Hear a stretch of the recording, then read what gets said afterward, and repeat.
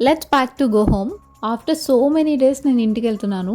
In fact Hyderabad వచ్చిన దగ్గర నుండి నేను ఇంటికి వెళ్ళకుండా ఉన్న లాంగెస్ట్ పీరియడ్ ఇదే అనమాట. ఆల్మోస్ట్ 75 డేస్ వరకు ఉన్నాను.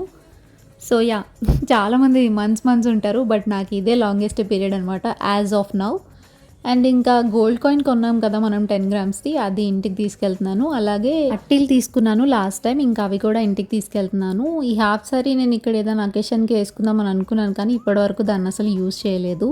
అట్లీస్ట్ ఈ ఫెస్టివల్‌కైనా యూజ్ చేద్దామని చెప్పి మళ్ళీ దాన్ని ప్యాక్ చేసుకున్నాను. అండ్ ఇన్ని డ్రెస్సెస్ ఎందుకు తీసుకెళ్తున్నా అంటే ఈసారి నేను 6 డేస్ ఇంటికి వెళ్తున్నాను.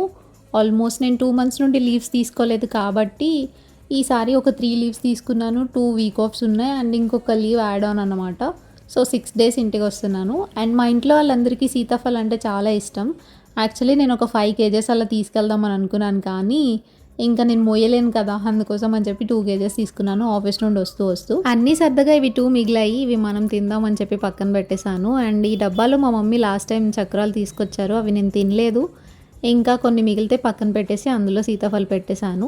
అండ్ ఈ ఫ్యాబ్రిక్‌ని నేను ఫ్రాక్ కుట్టించుకుందాం అని చెప్పి మొన్న నా ఫ్రెండ్‌తో షాపింగ్‌కి వెళ్ళినప్పుడు తీసుకున్నాను.